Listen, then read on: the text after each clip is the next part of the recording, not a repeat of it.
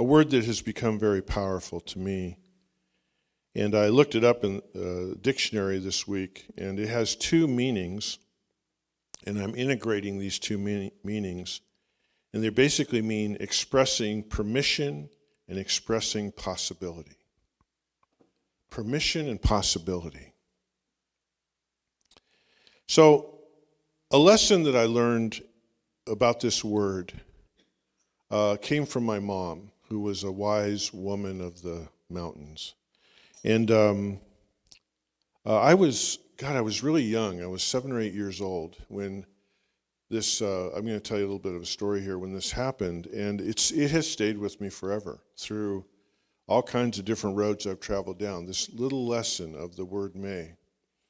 And so back when I was really young, and we lived up in the Feather River Canyon, my dad worked for PG&E, and he was a powerhouse operator, and I don't know how many of you have driven up Highway 70 or driven up the Pitt River Road. I'm not sure what highway that is, where you see these PG&E powerhouses, these hydroelectric powerhouses, and they're these big concrete Gothic buildings, and they have, they look very industrial. They look very early 20th century, and so he worked in one of those. And nowadays, from what I understand, those are run by somebody's laptop somewhere who just runs these things. But back when, in those days, 24 hours a day, 7 days a week, there were two people who worked inside that powerhouse to keep it going, to keep an eye on it, to babysit it, to produce, to do maintenance, to do whatever had to be done. And he was one of those. And I remember because I lived in the Feather River Canyon, and he worked across the river from where we lived. Sometimes I would go over. My mom would send me across the river to take him dinner or something because he worked rotating shifts, and that's kind of the centerpiece of the story. And I'll never forget walking in there, being a little tiny kid in this building. These generators. I don't know how many of you have been inside a hydroelectric power plant, but these generators are, they're just in terms of the space they take up, are about as big as this room we're in right now. And they go down they call them, 5, 6, 7 decks down into the earth. They're huge. The heat that comes off those year-round is unbelievable. It's like an oven in there, and there's all this wind blowing around, and the noise is absolutely deafening. And so being in that environment can be really strenuous. And so my dad in those days was working rotating shifts, which meant every month or two he would go. He had 3 shifts, day shift, evening shift, and then graveyard shift. And these guys would get rotated every few weeks. Well, not only is it hard to work a swing shift or a graveyard, but when you're constantly changing, you can't really settle into sleep patterns. That's what we know today. He did that for years. And so my dad was in one of those cycles where he was working like an evening shift or a graveyard shift. And so I came home from school, and I wanted to do something rambunctious and noisy, whatever it was. I've been waiting all day to, make a bunch of noise and whatever. I can't remember what it was, and I said to my mom, I said, "Hey, can I do this?" And I was all excited about it. And she said, "Well, Andy, I know you can do it, but may you do it?" And so my mom was really into grammatics and stuff. The English language was important to her. And so I go, okay, she's doing another one of these, So I go, "May I, whatever?" And she said, "I'm going to let's talk about that. Your dad has to work tonight, and he's sleeping right now, and it's hard for him to sleep during the day. And so, if you make a bunch of noise, you probably would, wake him up, and he wouldn't be able to get to sleep." Well, being the age I was, and being at the level of selfishness I was, it was like I didn't really want to see her point. But I figured that I knew I would go along with her because I knew that she wasn't going to give it up that easy, right? So anyway, I did, and I was upset, and I was pouty and everything like that. Well, a couple days later, he was still in the same shift pattern. I came home, and she wasn't home. I thought, oh my God, this can and may, what's up with that? So I did it, I made my noise and stuff. And all of a sudden, my dad comes out of his room, and he's all groggy. He's in his underwear. He's like, what's going on, And I was like horrified. I thought, oh my God, I'm busted. She was right, Somehow she knew. And so I felt really bad, and I scampered off and stuff. And so anyway, So I guess he worked his shift that night or whatever, and the next day, I was there when he came home. Maybe it was a graveyard or whatever, and he was just exhausted. He was just wrung out. My mom said, "What's wrong with you?" And he said, "Well, I really didn't get much sleep the other day, yesterday." So my mom goes, "How do they know? What is it about mothers? It's like that, that intuition. Oh man, I shouldn't have done that." And so, it was interesting. My mom, instead of taking me to the classic woodshed, she really got into, now, see, you probably affected your dad for a whole week because he's not going to be able to catch up on that sleep. And, he's working for us and blah, I just felt so horrible after it was all over.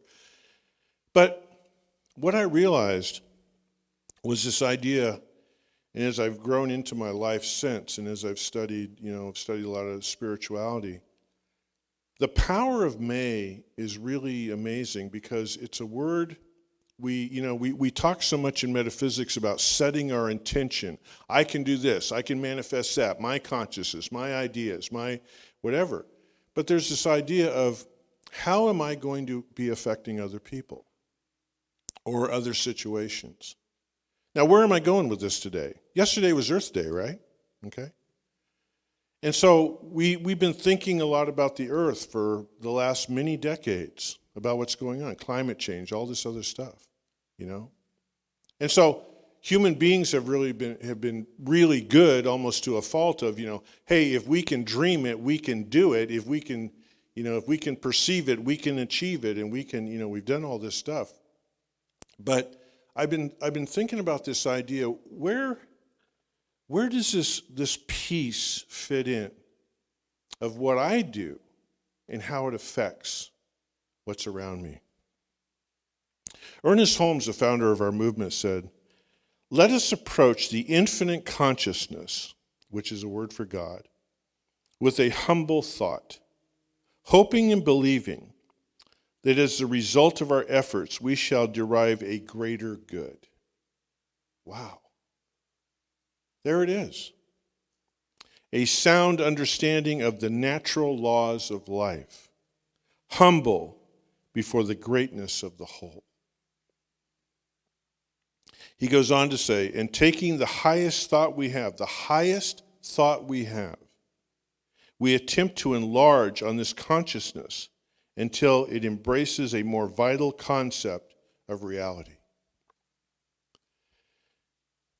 I have enjoyed, as an outsider, turning myself on to anything I can read or any documentary I can watch around the native carvers of the Northwest coast here in the United States. Totem poles. These amazing, and all kinds of other things, but that's what they're really known for, the totem poles. And I've watched a couple of documentaries that come out of Canada and the British Columbia coast, these great carvers, and taking us into their world in the way they approach it. And so it starts off with, someone decides, has been commissioned to do a pole for a community or a family, and because that's really what the poles mean, they're about community and family, which I'm going to talk about in just a second. And so either they're inspired themselves or somebody comes to them and says, would you please do this? And so even when the totem pole is massive and there's several artists working on it, there's always sort of that one person who kind of leads the way, the main carver, the head carver. And so first of all, they go into the forest, because most of these are carved out of cedar, these great cedar forests, the Pacific Northwest, and they're just surrounded by these trees, and they just spend time in the presence. And these carvers talk about, I'm looking for that tree who wants to come into a relationship with me and allow me to come into a relationship with it. And this may take time, this may take days, it may take weeks, it may take whatever, just going around looking and touching. May I approach you? May we come into a relationship? May we take on a project? Because if you allow me to do this, then I'm going to take you out of your home here, and we are going to go somewhere, and we're going to work together. I'm amazed by that. Imagine that level of communication, that level of coming together. We as humans are so into our language, what we say, what we hear, what we read, what we look up, what we think in our head. Words, words, words, words, words. We think of communication being like that. But this level of communication that they have. So they take down the tree, and obviously when they're ready to do a pole, they have an intention. They know what it's going to be. They have it all laid out. They may have sat down with paper and figured it all out and laid it all out exactly the way they want it to be. They have a plan. But the carvers will always say, but the tree has a plan also. And so I've seen them where they walk the length of the pole, and they have a carpenter's pencil, and they're kind of penciling out where they're going to carve and what they're going to do. But they have come into a relationship with a tree. They've come into an agreement, which means that the grain and the scars of the tree have something to say about it also. And the carvers agree with that. They come into agreement. It's a level of mutual respect. And so then the time comes when they actually carve. And I've heard these carvers say things like, the life of the tree guides and directs me. The storms it's been through, the fires it's been through, the trees that have fallen against it and scarred it, where the knots are, where the grain is. And they come into relationship with that. And that, I think of that in terms of manifestation. In metaphysics, we talk a lot about manifestation. So we think about, what is the idea? What is the inspiration? What is the intention? We say a lot, visualize it being done. There's a lot of that, visioning boards and things like that in people's lives. And what's amazing to me is that when I listen to them, it's like, it's not just, my vision, but what is the tree's vision for the highest good, for this peace. And then the next part of this whole thing is that these carvers are putting something together along with the tree that touches three distinct areas that these totem poles will inhabit. And one of them is the ancestry. Because when you see a totem pole, what you're seeing a clan's, a community's, a family's ancestry. Because each and every single one of those symbols, and I'm sure we've all seen enough totem poles that if you close your eyes, you can imagine some of those symbols.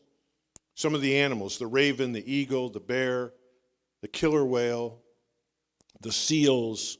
And then sometimes you'll see human faces in there as well. All taking their place, all telling this story. And so the carver and the tree are honoring the ancestry because that's what it is. It's a story of ancestry. We are here. And these beings that you see here are spiritual and metaphorical representations of what we have been through as a community, a family, and a clan. And the next part of it is actually where all of those beings up there are celebrated themselves. And so what the carvers talk about is, when I carve a raven, I have some idea of what the raven's experience is, the killer whale's experience, the bear's experience. And so carvers talk about spending time in the wild, in the wilderness, and watching these animals, watching these other beings, how they act, how they move. What is their larger essence? What do they mean? To bring this into this piece, to honor them. The ancestors, the beings who are on the pole, and then lastly, the descendants that will walk by there for years to come. The carvers come into relationship with all three of those. as well as the tree. May I? May I represent the relations, the ancestors. May I represent the beings. May I represent future generations. May I honor the tree. That's what I think Holmes is talking about. And in terms of, and there's a piece, for those of you who come here often, there's a piece that we usually do opening the service, and I don't know if you noticed it, but we didn't do it today. Because there's a special place I want to put this piece. In this piece we say, part of it is, and we love Mother Earth. You ever thought about that as a relationship?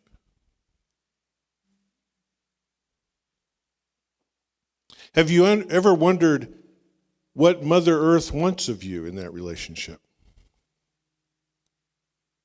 Have you ever asked Mother Earth what she wants? Have we collectively asked?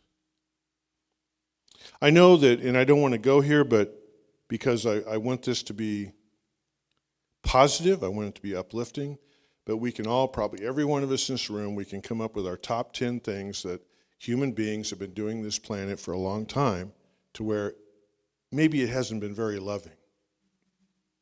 Maybe Mother Earth would have had another point of view. Maybe Mother Earth has suffered because of it. And so the thing about where we are today, and this is the words of Holmes are a direction to us in moving forward. Because we think we have to acknowledge that everyone who I trust, everyone who resonates with me has shared that we need to go in some different directions. And I wonder if the first place we need to go is to be able to come into conversation, communion, and connection in an intimate way with this planet. To be able to understand its language. I'm sure a lot of you in this room share your lives with four-legged beings who are not human. And I'm sure that you would call them family members. And I'm sure that you can guess what they're doing and how they're doing and what they're thinking, even though they're not talking to you in English. Is that true? Yes. Everyone I've ever met who is an enthusiast over sharing their lives with four-legged, furred, feathered, whatever it is. You come in and, how's Trixie doing? They'll tell you. You'll tell us. Not too good. Doing real good. I think the back leg is hurting a little bit. We're going to the vet. They don't like it. All that stuff. Oh, she loves the morning. She loves to take a nap. She loves her schedule. She gets cranky if she can't take a nap. We know that. How do we know that? Because we spend time with them. Because we open up to them. And I would guess that there's times where we say, may I? Do you want this? Is this agreeable to you? But do we do that to nature at large?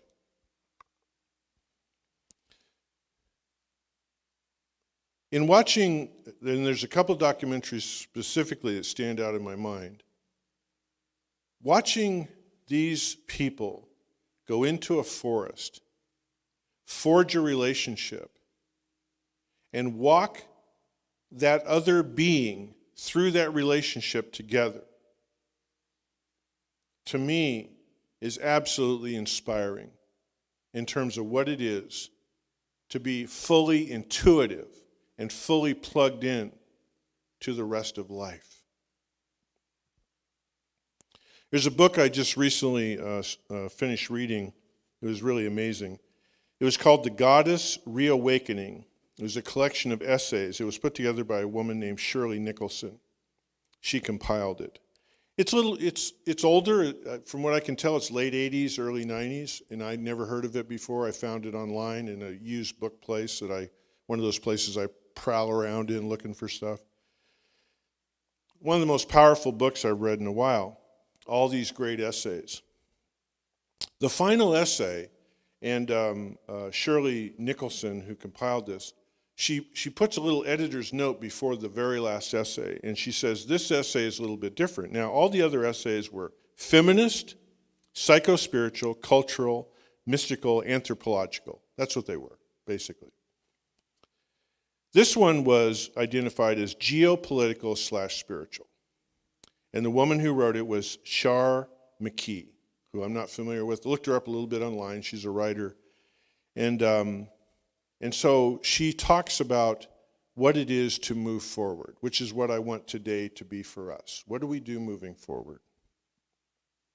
She says, a new age of unfoldment will see the emergence of an enlarged sensibility of love, formed from the creative and intuitive imagination, experiencing love as its foundation, birthed from a fulfilled manifestation of the wisdom to inform through truly knowing ourselves and the world around us, integrating the senses, the intellect, and the intuition. She says, what's our way forward? That's it. What's the word in there that in terms of a lot of our experiences politically, what word is not used in the political arena? Intuition. The intuitive. To be able to spend time with a four-legged family member or a cedar tree. What's your experience? Communicate with me your experience.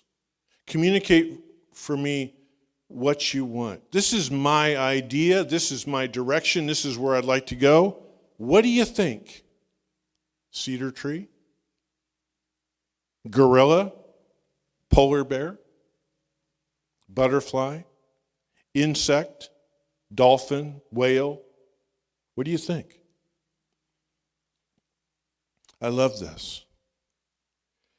And now she believes that this is coming about from a general feminization of power.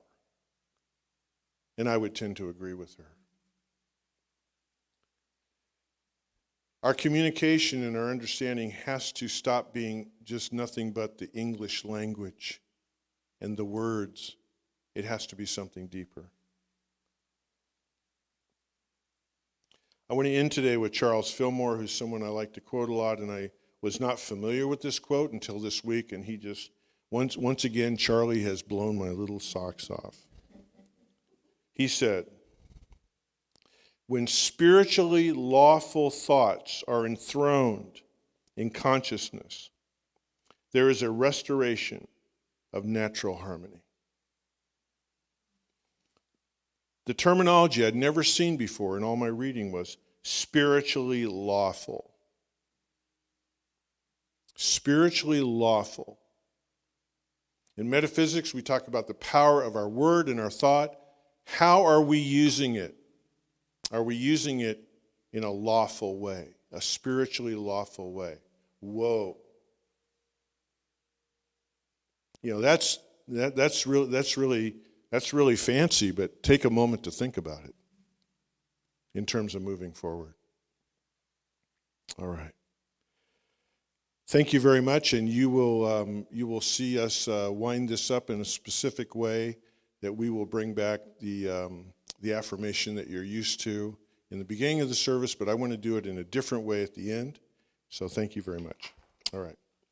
So now is our offering time, and so just to talk about it, we don't pass the basket. So there are little mailbox things with hearts on them. There's one out there, and there's one out there, and you can put your tithe in that. And we thank you very much for that. And you can. There's all kinds of ways you can give online.